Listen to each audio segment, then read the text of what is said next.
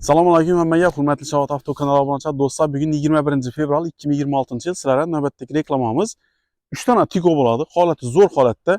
Birdan like ni bosib, videoni Tiko izlaganlarga tashlab qo'yamiz. Pastda telefon nomerlari turadi. Bemalol aloqalashsangiz bo'ladi. Pryamoy egalaridan do'stlar. Xolasangiz generalni, xolasangiz namoz o'tib beramiz. Farqi yo'q. Mashinamizga hammasini garantiya beradi. Kelib tekshirib, haydab ko'rib, keyin pul so'rayverasizlar. Hozir videoni ko'rsatib o'taman bir qator. Görüp beraversizlar. Mashinamızın holatlari zo'r. Ko'rishingiz mumkin. Yana 97-yilda ishlab chiqarilgan oq svetdagi Tiko'miz cho'tki holatda, benzinda. Salon holatlari ham zo'r.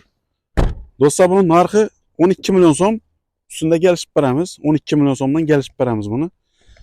Qizil Tiko'miz 2001-yil cho'tki holatda, kojinli salon. Yana signallar ham koja tikilgan. Aynalar ham knopkada tushib chiqadi. 4 dona paket balon qo'yilgan. Balonu zo'r. Buni baloni sal silabroq. Buni baloni zo'r. Buni narxi 17 million so'm ustida kelishib beramiz. Bu ham benzinda. Keyingi mashinamiz bo'lsa, bu ham benzin 99-yilda ishlab chiqarilgan. Holati zo'r holatda turibdi.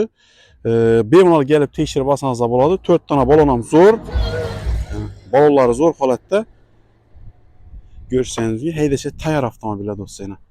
Buni narxi 12 million so'm. Buni ustida kelishib beramiz. Buni hadoyinda ozgina ishi bor. Olib meda juda hadoyini ko'rsatib bersangiz bo'ldi.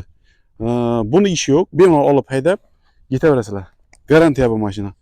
3sini ham davnis beramiz. Xolasangiz buni, xolasangiz bu, xolasangiz bu 3sini ham davnis beriladi. General davnis desangiz generalni, oddiy davnis desangiz oddiy davnis beriladi. Xullas, mashinalarimiz tayyor.